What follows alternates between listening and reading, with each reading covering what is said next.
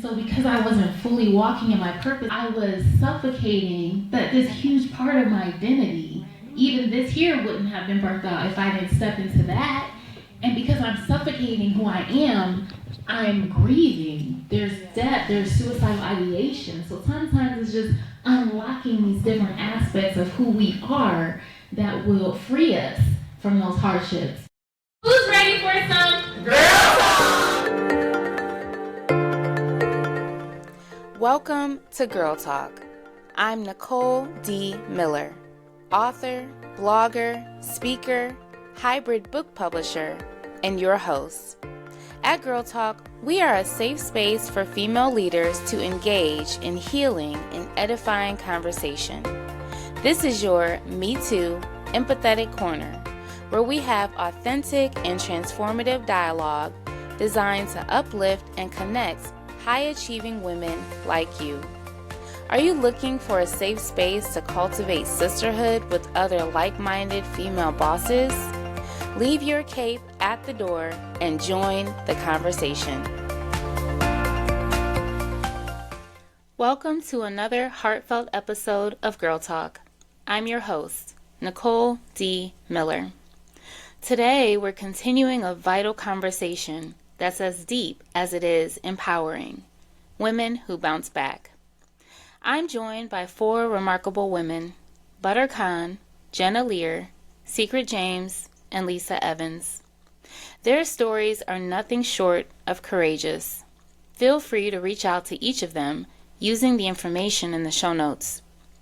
Together, we're peeling back the layers on what it takes to rise from life's hardest moments.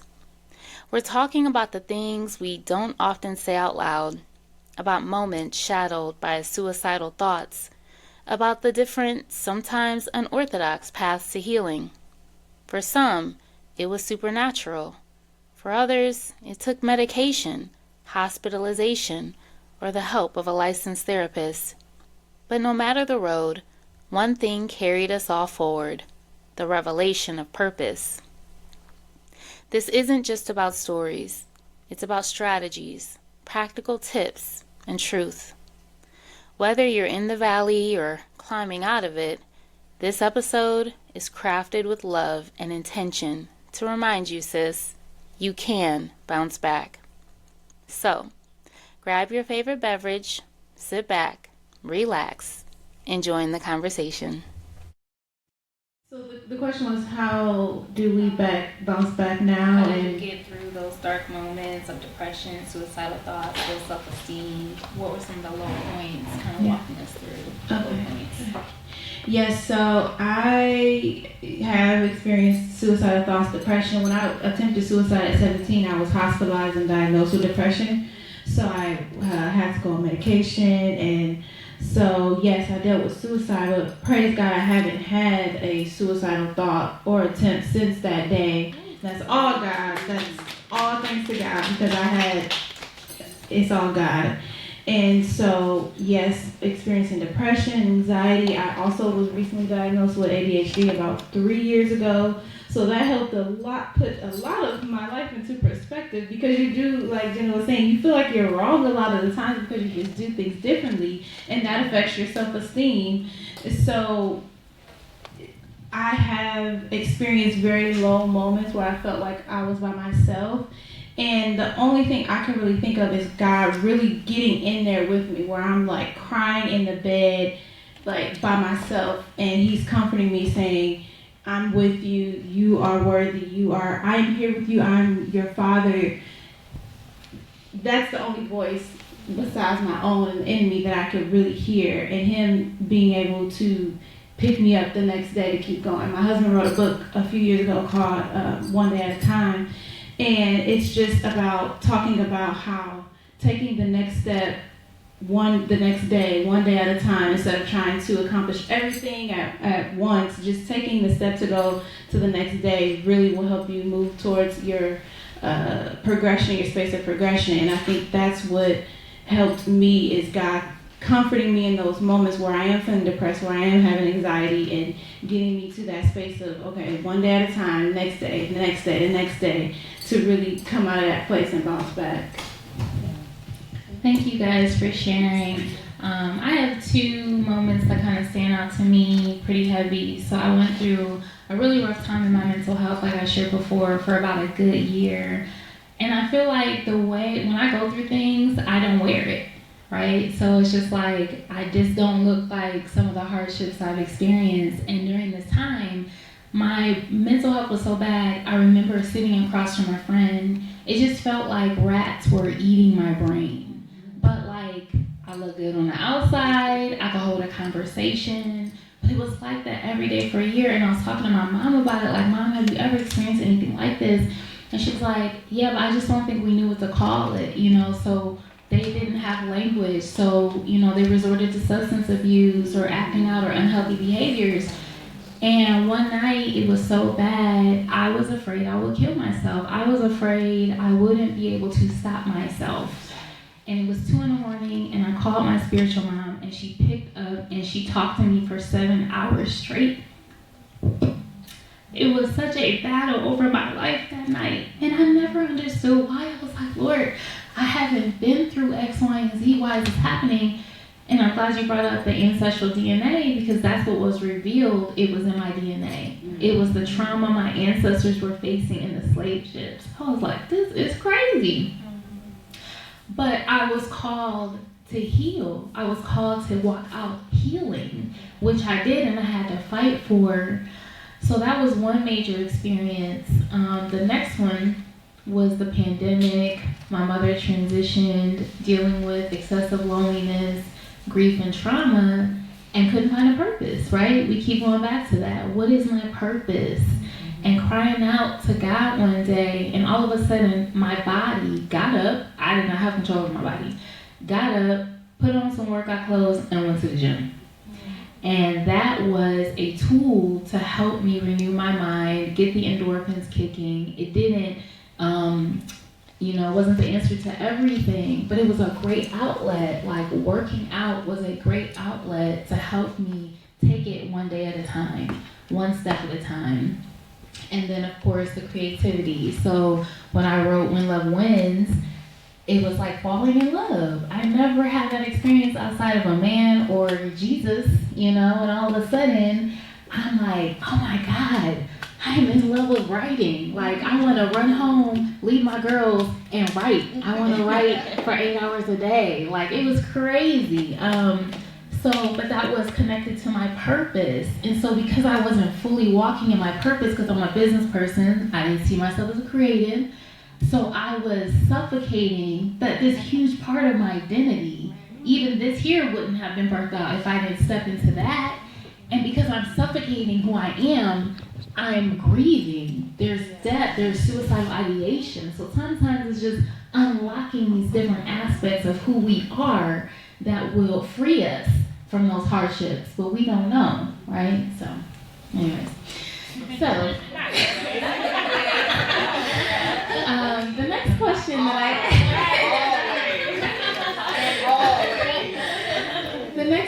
that I had was there anyone you expected to be there for you during the hard times who was not, and how did that affect you and your worldview and your relationships with them? I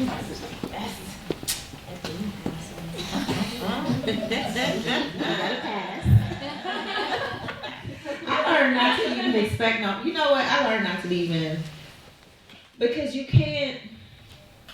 you feel bad and it feels like crap when somebody isn't there and you're always the one helping everybody all the time. Like, ain't nobody checked on me.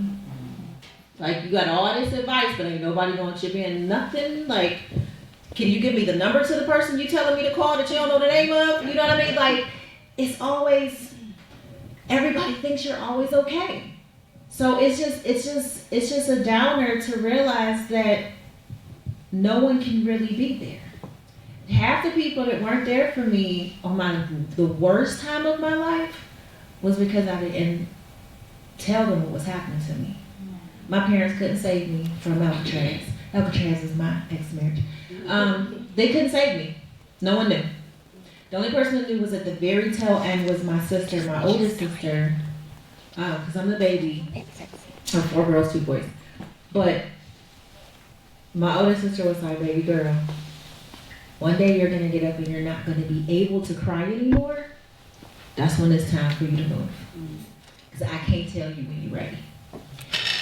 That was the only thing that they was there for me for. Like, I couldn't really call anybody. I couldn't call my friends. I ain't had no dude to call. I ain't had no, you know what I'm saying? Like, no sugar daddy. I ain't never, like, it's like, all I have is the emotional support of some friends and family that's not so judging.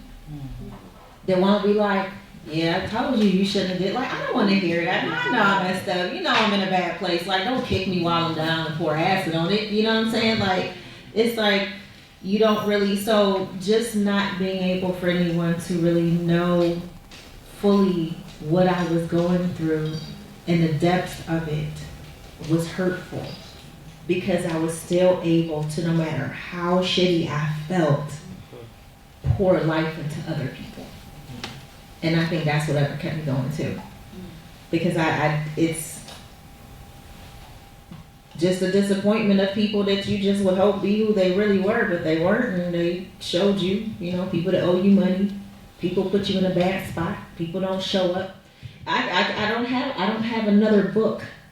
I would have another book for you to edit if I made a list of the people that I hope show up. You know what I'm saying? They don't. Like, yeah, I could write another book. Y'all could buy that one and just read a list of names. But overall, it would just be in hopes that people see this, you know, have the soul that they try to show you.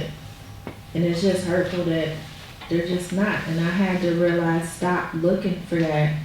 That you can't expect love in the way you give it.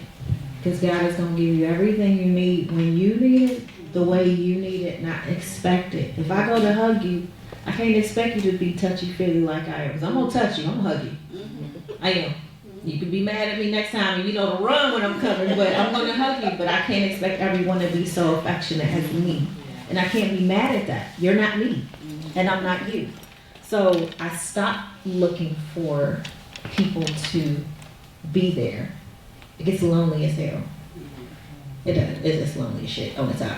It really is. But I don't look for it.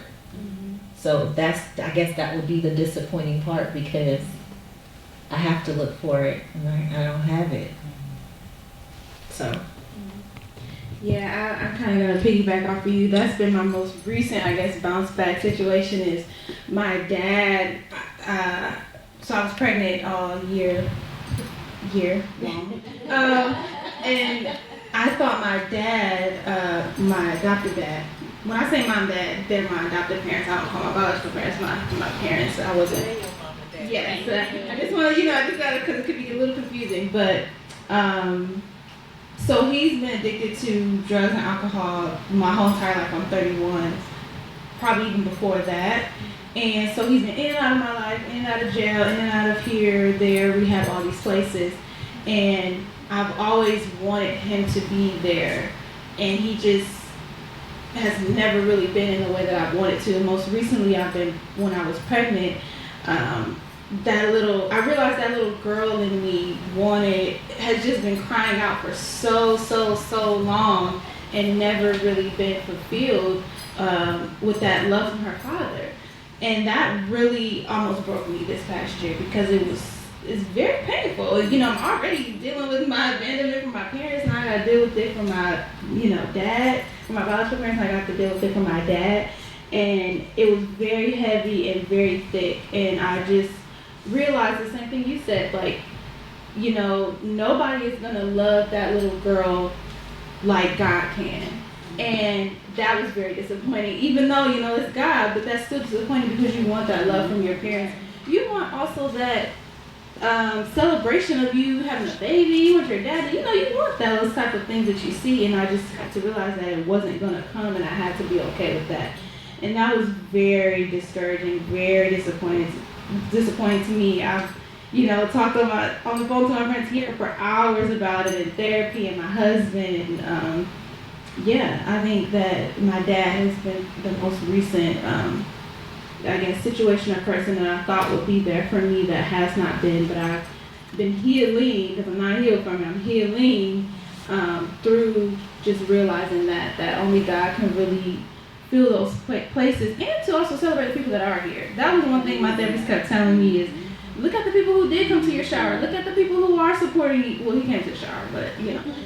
Look at the people who are supporting you, things like that. And so I had to have to focus on those people and being reciprocal to those people instead of focusing on the negative and the loss. So I love being down here at the end. I just feel like I just resonate so much with what both of you said, but doesn't it suck that is the common thing that we all have right now? Even so much to the point where Jennah said, I'll pass. Right. I don't even want to talk about it because that's how disappointing this life has been. That no one has reciprocated what intuitive people are prepared and able to give. For me, it was my parents as well as my best friend. I mean, it's been everybody. I've always said, I wish I had a me in my life, but that's what I need. I need a me in my life. I need someone that's going to show up without having to be asked. I need someone that's going to, without having to be told, be there. Or someone's just going to call, check in, hey girl, just trying to see how you doing. But then I also realized I don't give anybody that space to do that. I don't tell people what's going on with me. I could be at my lowest moment and you could be at your low moment and you will come to me with your shit and I'm going to sit there and I'm going to talk to you like I ain't got nothing going on. You can tell me you're broke. I could be flat broke too. I'm not going to tell you that. So it's like I never give people the opportunity to actually be there for me. So I guess in the sense of when I was at my lowest moment, I had caught my fiance in bed with another woman. And that was my lowest moment. But I didn't know who I could tell because I still loved him. I still wanted him in a sense. So it's like if I tell my mom and my daddy, they're not going to like you. And if I tell my best friends, they're really not going to like you. Who am I going to tell? Who do I talk to? I didn't have a relationship with God. So who am I supposed to talk to? And then I had this expectation that everybody around me was supposed to notice that I was different. They're supposed to notice that I'm not smiling. They're supposed to notice that I'm not going to events and I'm not checking in on them. Like they're supposed to notice. They're supposed to say, hey, we're secret. And they're supposed to check on me. It never happened. And it was at my lowest point the last time that I was going to attempt suicide. And I didn't think I had anybody. And I actually ended up calling his mother. I called his mother. Told her what happened. Because you know what? You can't hate him. He's your son. So I'm going to call you. And the last person that I expected to be there for me was the only person that was there for me, and that was his mother. So it made it even more disappointing that when I went to my family and I told them like, hey, I need somebody. Like I need something because this might be your last time hearing from me. They were like, well, check yourself in. That's what my parents said. And then my best friend just didn't even respond. I said, hey, can you come stay with me? She said, let me see what I can do and I'm gonna get back to you. She never got back with me. And so it was in those moments, and I mean, don't get me wrong, I love her to pieces. She was going through her own stuff too. So, you know, but she wasn't telling me either. So everybody's going through their own thing. You can't expect anybody to be there because once you start setting those expectations, you will always be disappointed. And I have been always disappointed because I always expected people to be like me. I always expected people to support, love, and give how I do. But now that I realize, and again, these are all just awakenings from turning 30. I don't know what happened. I woke up 30. So it's like, all of this happened when I turned 30. Because before it was, I'm a Gemini. It was F you and click you sit with. So now I'm like, you know what? Grace. Yeah. So nobody has disappointed me because of the simple fact that how can you disappoint someone when they never told you what was going on? And then once I did finally open up and say, hey, you know, at this time, I was losing my house, my man, and my mind. And it was like, oh, why didn't you say that? So, yeah, you can't have expectations on people. At any point in time, trust no man. Is that not what the Bible says? Like, trust no man. And not just a man, but any human. Like, because if you put your eggs into their basket and expect for them to show up how you expect them to show up, because it's how you would show up, but you've never given them a crash course on how to be you, you're going to be disappointed. Thank you, ladies, for sharing your truths. Since we brought this up, because I wasn't going to share this part, but fathers, there is a great book called Healing the Father Wound, and I have my own struggles with my relationship with my father was just null and void at this point. But it's been a constant thorn in my side where I've tried and just had to realize, like, this is just not gonna happen. And more recently, I had to reread that book, and I feel like I'm praying, like, Lord, why do you want me to reread this book? He's in my A, I'm cool. But I feel like the peace and healing that I received was understanding that I don't lack anything. Like, God showed up to me as my daddy. That's my Abba, and I am so blessed to have this supernatural, intimate understanding of that, especially since I had such a horrible earthly father. So for me to have this divine experience with the divine of an intimate father, but I still struggle because you still want that earthly, right? We're human. But and I'm over 40, so who knows how long this takes. It took me a long time. But once I got that last revelation, it gave me more peace and healing. I'm not fully healed or whole, still on a journey like we all are. But it did give me more perspective of, I don't lack anything. I have everything, right? I also want to share hope and encouragement because I have amazing women in my life. Amazing sisters. My mother only gave birth to me, but she prayed, and my grandmother prayed, that I would have real friends. Neither of them are here. I don't have a close blood family, but my friends are my family. Every hard thing I've gone through, they have been there, and I don't take that for granted. I think as female leaders, we can feel alone, but I've had the experience where you can find your tribe. You're right. Everybody can't always be there for you. I've had to learn what it looks like when I'm too dependent on one person, that's unhealthy, that I have these unhealthy expectations for one person to always be there or do this and do that. But we can have a tribe and have reciprocal, healthy relationships because that is my testimony. So I want to give us hope in that regard. Can I say something to that really quick too? Yeah. I'm going to put her on the spot. But this is my girl. Like, this is my first probably healthy female relationship. And we've been friends for like 6 years now. I didn't tell, and I don't tell people things like, we all just keep things to ourselves. I didn't physically tell anyone that I was going to do this panel. And she asked me, I think you asked me, what am I doing or something like that. And I told her I was doing this. And she was like, oh, I'll come. This was like yesterday. She was like, oh, I'll come. I was like, you will? She was like, yeah. And I was like, oh, I'm so terrible. I didn't tell anybody I was doing it. But she literally dropped everything, or not dropped everything, but just made it happen that she could come tonight. And I just told her about this yesterday. So I definitely want to echo that because I think a lot of times society, we always hear these messages that you can't have real girlfriends and all this toxic stuff, but I just want to second that you can, and if you pray for it, and if you pray for it, God will send it to you. And yeah, I just want to echo that because it's true. I appreciate what Secret said, just taking ownership. Like, but am I being open? I flow the same way, Secret. I'll be going through my own thing, but I'm so compassionate that I'm like, I'm gonna be there for you. You know what I'm saying? But yeah, we do have a responsibility to be open. One topic that struck a deep chord in this conversation was suicidal ideation. It wasn't brushed aside or cloaked in shame, but was handled with care and encouraged as a dialogue we need to normalize. Mental health awareness isn't just a movement, it's a lifeline. Other powerful reminders that were shared in this episode stayed with me, like give God one more day and celebrate the people who are here. They felt like anchors in a storm. How often do we focus on what we've lost without cherishing the beauty of what remains?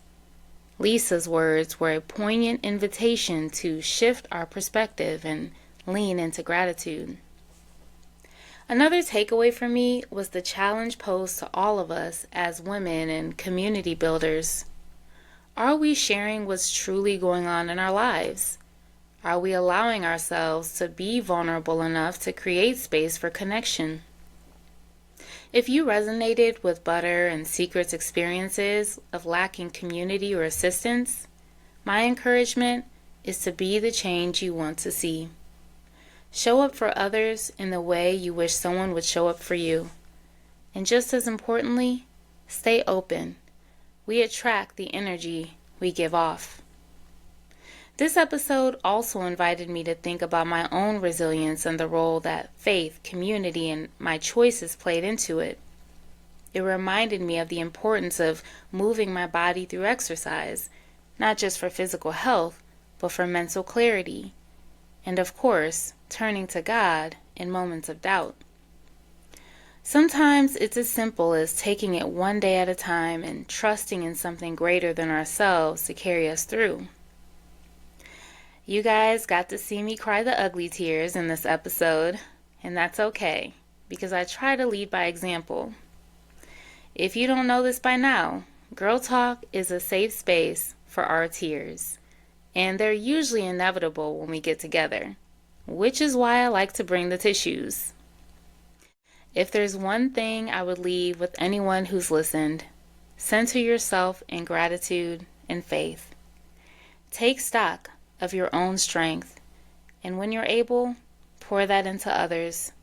Build connection, show compassion, offer yourself grace. I hope you guys enjoyed season 1 of our Girl Talk podcast. When we started this conversation in 2022 via Zoom, I had no idea it was going to be as impactful as it's been. And I also didn't know I was qualified to lead it alone. Girl Talk began with an idea I had, and I was too afraid to spearhead it by myself. So, I invited a good friend to partner with me. She was stellar at being a community leader.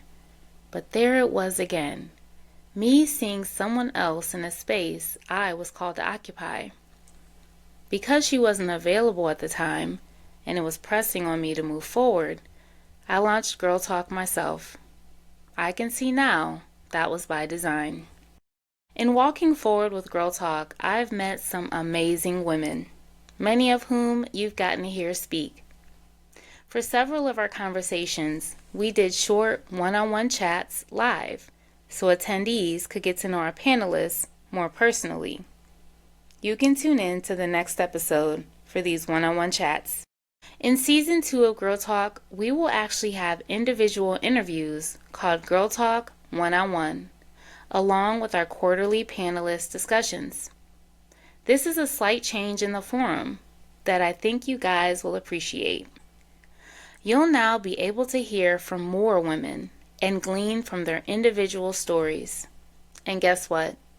We even have a very special panel discussion featuring all men. I know. Crazy business. So make sure you subscribe so you can catch season 2 of Girl Talk.